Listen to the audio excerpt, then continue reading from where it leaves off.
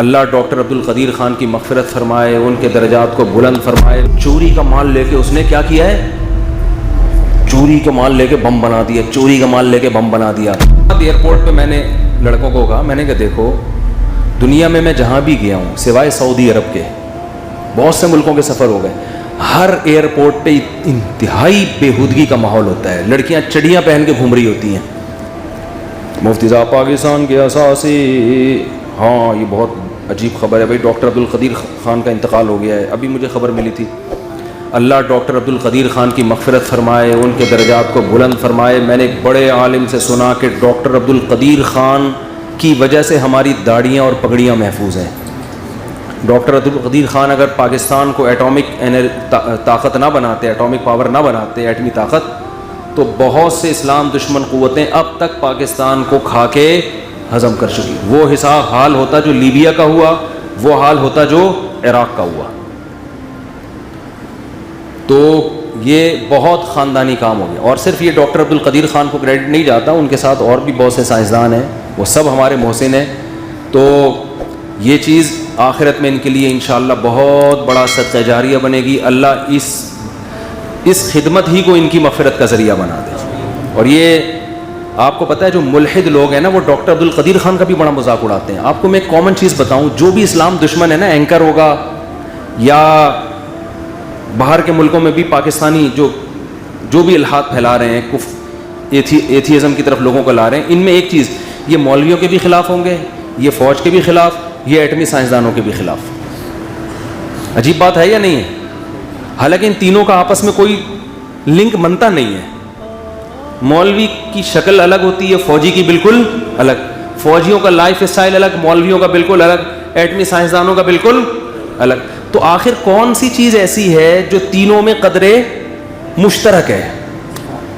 Anchor آپ دیکھ لیں ٹیلی ویژن پہ جو آتے ہیں، جو آپ کو علماء کے خلاف لگیں گے، اکثریت ان میں فوج کے خلاف بھی ہوگی۔ دیکھو فوج پہ کچھ اعتراضات تو ایسے ہیں جو بنتے ہیں، کچھ اعتراضات تو ایسے ہیں، میں کوئی یہ نہیں کہہ رہا فوج دودھ کی دھلی ہوئی ہے، وہ بہت نیک ہیں، لیکن جو قدر مشترک آپ کو نظر آئے گا نا، جو فوج کے خلاف بول رہے ہیں وہی علماء کے بھی۔ وجہ اس کی یہ ہے کہ یہ اصل میں اسٹیٹ کے خلاف ہیں۔ اب یہ پاکستان میں بیٹھ کے پاکستان کے خلاف تو بول نہیں سکتے، تو یہ پاکستان میں جو دو ایسے ادارے جن کا اثر رسوخ کنٹری پہ سب سے زیادہ ہو سکتا ہے، جن کے ہاتھ میں ملک کی باغڈور ہوتی ہے، وہ یا تو علماء کا طبقہ ہے یا فورسز ہوتی ہیں، تو یہ ان کو ہٹ کرنے کا بنیادی مقصد ریاست کی خلاف ورزی ہے۔ اور ریاست کے دشمن کیوں ہیں؟ اسلامی ریاست ہونے کی وجہ سے۔ میں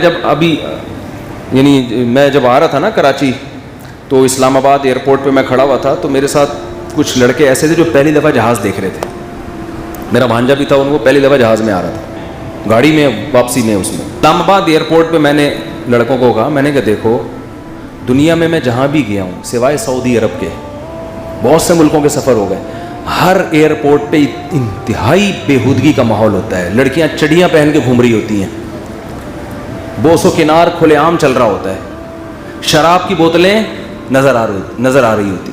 میں نے کہا پاکستان کا کیپٹل ہے اسلام آباد، ایئرپورٹ پہ ایسا لگ رہا ہے جیسے ریون کا اجتماع ہو رہا ہے، کوئی لڑکی اسکرٹ میں نظر نہیں آئے گی آپ کو، کہیں شراب کی بوتل آپ کو نظر وہ مل رہی ہوگی غیر مسلم، پتہ نہیں اندر کہیں چھپڑ میں جا کے، کھلے عام نہیں ہے۔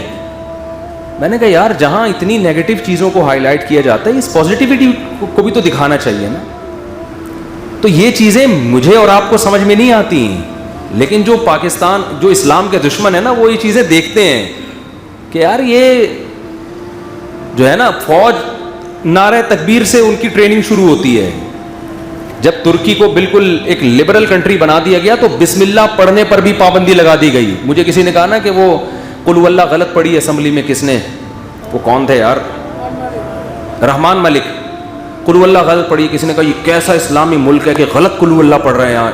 میں نے کہا کیسا اسلامی ملک ہے جس کو قل ہو اللہ نہیں بھی پڑھنی آتی پھر بھی اس کو قل ہو اللہ پڑھنے پر مجبور ہے وہ مجبور ہے بسم اللہ الرحمن الرحیم سے تقریر شروع کرنے پہ۔ یہ تو شعائر اسلام کہلاتی ہیں چیزیں، اس سے آپ کا امیج دنیا میں جاتا ہے۔ امریکہ کیوں نہیں قل ہو اللہ پڑھ کے اپنی بات شروع کرتے ہیں؟ امریکہ نہیں۔ تو یہ جو امیج دنیا میں جاتا ہے نا, اور علماء کو جو آزادی ہے یہاں پہ, کس قدر آزادی ہے. ہم حیران تھے یار ہمارے بیانات دنیا کیوں سن رہی ہے, بڑے بڑے علماء پڑے ہوئے ہیں بھائی, جتنی تمیز سے کھل کے ہم یہاں بیٹھ کے بول سکتے ہیں. یہ جو میں نے جہلم میں جا کے کلپ ریکارڈ کروا دیا, میں سعودی عرب میں ریکارڈ نہیں کروا سکتا تھا. میں امریکہ میں کروا تو سکتا تھا, وہاں بھی کچھ آزادیاں ہیں, کچھ خوبیاں ہیں, لیکن ظاہر ہے جہاں دین کو آزادی ہے وہاں بے حیائی کی بھی پھر اسی طرح سے آزادی ہے. وہاں تو پھر ہر چیز ایسے چل رہی ہے نا, تو وہاں تو پھر کپڑے پورے پہنو یا بغیر کپڑوں کے گھومو, وہ سبھی آزادی ہے. تو یہ کیسی آزادی ہے کہ چرس پینا بھی ٹھیک ہے, نہیں پینا بھی ٹھیک ہے. تو ہم تو کہتے ہیں چرس پہ تو پابندی لگے گی, لیکن یہاں تو آزادی ہوگی کہ جو نہیں پینا چاہے اسے فورس نہ کریں, لیکن جو پینا چاہتا ہے اس کو بھی پینے دیں, یہ نہیں ہوتا. ایک حد تک پابندیاں لگانی پڑتی ہیں. تو ایٹمی سائنسدانوں کے بھی خلاف ہیں ہمارے ملحد لوگ. وجہ کیا ہے کہ بھائی پاکستان سے ان کو نفرت ہے, ان کو نہ کوئی بذات خود مولویوں سے, نہ بذات خود فوج سے, نہ سائنسدانوں سے, ان کو پاکستان کے اسلامی ریاست ہونے سے یہ کنٹری کو ایک لبرل کنٹری بنانا چاہتے ہیں. تو ان کے دلوں میں ملک سے نفرت ہے. تو جو بھی ملک کی بقا کا ذریعہ بننے والے لوگ ہیں, فوج کو آپ جو مرضی کہیں, لیکن بہرحال فرنٹ لائن پہ کھڑی کون ہے؟ آرمی. انڈیا سے کون لڑ رہا ہے بھائی؟ آرمی لڑے گی. ملک میں اگر کوئی سیاستدان کو اتنی زیادہ کھلبلی مچتی ہے کہ کنٹری کے ٹوٹنے کا خطرہ ہوتا ہے, پھر تو آرمی آتی ہے نا میدان میں. اچھا میرے اس بیان کو لوگ کہتے ہیں ابے کرنل, اس کرنل کے رینک کا ہے یہ. ایک صاحب نے مجھے کہا یہ کرنل کے رینک کا ہے, اس کو کرنلوں نے یہاں جا کے بٹھایا ہوا ہے. پھینکنے پر گورنمنٹ کی طرف سے کوئی پابندی نہیں ہے, تو بولتے رہو. تو یہ تین چیزیں ہیں کہ اس وجہ سے وہ, اور علماء بھی یہاں احتجاج کرتے ہیں. بھئی توہین رسالت کے خلاف قانون بننا شروع ہوتا ہے تو علماء اٹھ جاتے ہیں, چاہے کسی بھی طبقے کے ہوں. تو اس لیے آپ کو اینکروں میں یہ تین چیزیں مشترک. تو اسی میں ایٹمی سائنسدان. تو ایک ملحد ابھی ڈاکٹر عبدالقدیر خان کا بڑا مذاق اڑا رہا تھا.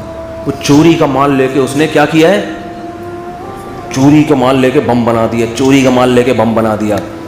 تو بات یہ ہے کہ بم جو ہے, بم آپ نے اگر بم ہی پھاڑنا ہے, آپ نے کیا کرنا ہے؟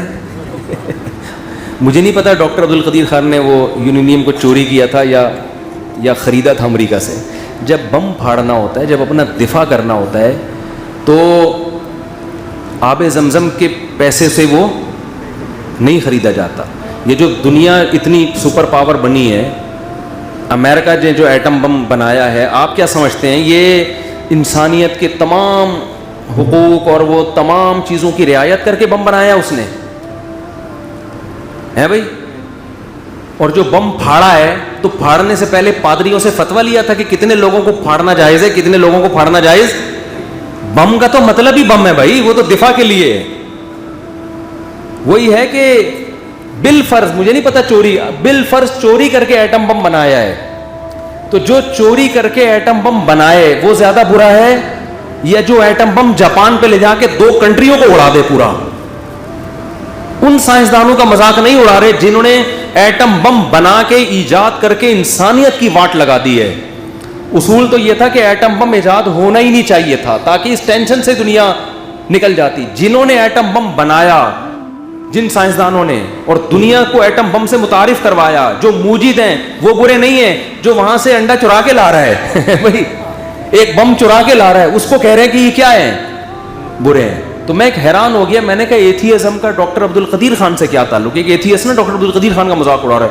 اب یہ چوری کے وہ لا کے نا, اس نے یورینیم چوری کر کے ایٹم بم بنایا ہے. تو مجھے خیال ہوا کہ جنہوں نے حلال پیسوں سے بنایا تو بم ہے نا, آپ اپنے حلال پیسوں سے خون پسینے کی کمائی سے بم بنا کے انڈا موڑ پہ لے جا کے پھاڑ دو ہیں, اور دوسرا چوری کر کے غلیل لے کے کسی گنجے کے سر پہ نشانہ لے لے. اللہ معاف فرمایا, آج گنجے پتہ نہیں کیوں زیر تاب آ رہے. اب آپ کو چوری کی غلیل ہے. اچھا ایک شخص نے غلیل چوری کی اور غلیل تان کے کھڑا ہوا ہے, ماری بھی نہیں ہے, صرف اس لیے رکھی ہوئی اپنے ڈیفنس کے لیے کہ کوئی آیا تو ماروں گا, ماری نہیں ہے. وہ زیادہ برا ہے یا دوسرا وہ جو خون پسینے کی کمائی سے بم بنائے اور پھاڑ پھوڑ کے سینکڑوں لوگوں کو مار مور کے آ جائے؟ اب دونوں میں جب بحث ہو رہی ہے کون برا ہے, تو کہہ رہے ہیں یہ برا ہے, اس نے غلیل چوری کی ہے. اور وہ جس نے چوری نہیں کی بلکہ اپنی خون پسینے کی کمائی سے بم بنا کے پھاڑ بھی دیے ہیں, وہ کچھ نہیں ہے. میں کہتا ہوں اگر ڈاکٹر عبد القدیر خان نے بالفرض یورینیم کو چوری کر کے بم بنایا ہے تو بھی میرے بھائی یہ بم بنا کے اصل میں پھاڑا نہیں ہے, بلکہ بم سے حفاظت کے لیے چوری کی ہے. کہ آپ نے جو خون پسینے کی کمائی سے بم بنا کے جاپان کو اڑا دیا, ہمیں ڈر یہ تھا کہ حلال پیسوں سے آپ کروڑوں انسانوں کا خون نہ بہاؤ, تو اس میں چوری ہماری کیا ہے؟ اگر کی بھی ہے تو بنتی ہے. یہ انسانیت کو بچانے کے لیے چوری ہے, یہ انسانیت کو مروانے کے لیے چوری نہیں ہے. تو ڈاکٹر عبد القدیر خان نے بالفرض اگر چوری کی ہے, اس چوری کو بھی 100 دفعہ سلوٹ ہے یار. ان کے ملکوں میں جا کے یورینیم لے آنا ہے بھائی, جو بم بنا کے بیٹھا ہوا ہو آپ کو پھاڑنے کے لیے, اسی کا انڈا اٹھا کے وہاں سے ایک گرنیڈ اٹھا کے لے آنا. آپ کے اس سے آپ کا خاندانی پن اور بڑھ گیا ہے, کم نہیں ہوا ہے. میں نہیں دعویٰ نہیں کر رہا کہ چوری کیا ہے, میں کہہ رہا ہوں اگر مان لیا جائے. مجھے نہیں پتا, میں کو ڈاکٹر عبد القدیر خان سے اتنے اچھے تعلقات نہیں تھے میرے کہ میں ان سے پوچھتا ہے چھپڑ میں کہ ویسے ہوا کیا تھا, یہ بتاؤ مجھے تو بتاؤ. ملاقات ہوتی تو ہم پوچھ لیتے. تو یہ اس پہ بھی اعتراض کریں. دوسری بات یہ کہ ڈاکٹر عبد القدیر خان نے ایٹم بم بنا کے انسانیت کو بچایا ہے, تو آپ کو تو سلوٹ کرنا چاہیے تھا ایتھیسٹ کو. ڈاکٹر عبد القدیر خان بڑے علماء کے عقیدت مند تھے, مفتی نظام الدین شامزئی صاحب سے بڑے عقیدت مند تھے, وہ بہت نیک آدمی تھے. اور قاضی حسین احمد جو ہے نا جماعت اسلامی کے جو سابق امیر تھے, اللہ ان کی مغفرت فرمائے, جب جاپان گئے نا تو جاپان کے جو صدر تھا انہوں نے قاضی حسین سے کہا کہ آپ لوگوں نے ایٹمی دھماکہ کر کے اچھا نہیں کیا. اس وقت نیا نیا ایٹمی دھماکہ ہوا تھا. آپ لوگوں نے ایٹم بم بنا کے اچھا نہیں کیا, اس سے یہ انسانیت تباہ ہوتی ہے. دیکھو ہیروشیما ناگاساکی تباہ ہوئے, یہ اچھا کام, اچھے بچوں کا کام. وہ تو چنگ پونگ کر کے بولا ہوگا, عام چنگ پونگ. پھر انہوں نے ترجمہ کیا ہوگا, بھائی یہ کیا بول رہا ہے. وہ لوگ اپنی زبان میں بات کرتے ہیں, قاضی حسین نے ترجمہ کروایا ہوگا. تو اس ترجمان نے بتایا یہ کہہ رہے ہیں کہ آکسیجن کے پائپ سے پاؤں ہٹا. وہ سنا دوں دوبارہ, بہت دن ہو گئے, نئے نئے لوگ بھی آتے ہیں, بس یہ آخری بات چل رہی ہے. ایک صاحب گئے اپنے چائنیز دوست سے ملنے کے لیے. چائنا میں کوئی دوستی ہو گئی ہوگی, ان کو چائنیز نہیں آتی, ان کو اردو نہیں آتی, تھوڑی بہت کر لیتے ہوں گے تجارتی. پتہ چلا جی وہ بیمار ہے, آئی سی یو میں. تو یہ گئے وہاں, آکسیجن لگی ہوئی ہے, یہ بیچارہ پاکستانی کھڑا ہو گیا, وہ چین پاں کر کے نہ مر گیا. وہ اس کو بڑا یار میرا دوست کچھ آخر میں کچھ وصیت کر کے گیا ہے, اہم بات کر کے گیا ہے, چین پاں چین چاں کر کے نا. اس نے کہا یار یہ الفاظ رٹا لگا کے یاد کر لو, ابھی تو نئے نئے تھے, اور چائنا جا کے اس کا ترجمہ کرواؤ. کوئی وصیت کی ہے اس نے کہ اتنے کروڑ روپے فلاں کو دے دینا, یہ کر دینا. یہ گیا نا تو وہاں چائنا والوں نے ترجمہ کیا, اس میں تھا کہ الو کے پٹھے آکسیجن کے پائپ سے پاؤں ہٹا. آکسیجن کے پائپ پہ پاؤں رکھ کے کھڑا. تو یہ جیپنیز اور چائنیز جب بھی ذہن میں آتے ہیں نا, کہ زبان مجھے آ جاتی ہے, عجیب اسٹائل سے بولتے ہیں. لکھتے بھی اپنے جھوپڑیاں الٹی پڑی ہوئی ہیں, پتہ نہیں کیا کیا ہو رہا ہے, کرسیاں پڑی ہوئی ہیں. اتنی مشکل, لکھنے میں مشکل ہے. ہماری اردو کتنی مزے کی ہے یار, زید لکھو تو زید. ان کے ہاں زید لکھنا آسان نہیں ہے. ان کے ہاں جو ہے نا الفاظوں کے پورے شکلیں ہوتی ہیں, بہت مشکل ہے لکھنا. تو شکر ہے ہم خط لکھنا ہوتا ہے, یہ تو بیٹھ کے پتہ نہیں کیا پوری ڈیزائننگ کر رہے ہوتے ہیں. تھائی لینڈ میں بھی ایسے ہی رسم الخط یہی ہے. میں نے کہا یار یہ کیا, کوئی الٹی کرسی یوں پڑی ہوئی ہے, کوئی چارپائیاں الٹی پڑی ہوئی ہیں, کیا اور جھونپڑیاں. انہوں نے کہا ہم 20 سال سے ہمیں یہ جھونپڑیاں سمجھ میں نہیں آئی. تو وہ کہنے لگے کہ قاضی حسین احمد سے انہوں نے کہا کہ آپ نے ایٹم بم بنا کے اچھا نہیں کیا. تو قاضی حسین احمد صاحب نے بڑا خاندانی جواب دیا. انہوں نے کہا اگر آپ بنا لیتے تو امریکہ آپ پہ ایٹمی حملہ نہیں کرتا. تو ہم نے ایٹم بم بنا کے ایٹم بم کے شر سے انسانیت کو بچایا ہے. آپ نے نہ بنا کے ایٹم کے شر میں اپنے آپ کو مبتلا کیا ہے. آپ بنا لیتے نا. تو اب جب ایک نے بنا لیا تو اب ہماری مجبوری کیا تھی, بنانا تھی. تو اللہ ڈاکٹر عبد القدیر خان کو کے درجات کو بلند کرے, ان کو اس جہاں کی بہاریں نصیب کرے. انہوں نے امت پر بہت بڑا احسان کیا ہے, اور ہمیں اپنے ان سائنسدانوں کی قدر کی بھی اللہ توفیق عطا فرمائے. اور یہ جو ملحد جو ملکوں کے باہر بیٹھ کے ہمارے سائنسدانوں کو برا بھلا کہتے ہیں, ان کا مذاق اڑاتے ہیں, اللہ ان کے شر سے بھی ہمیں محفوظ فرمائے.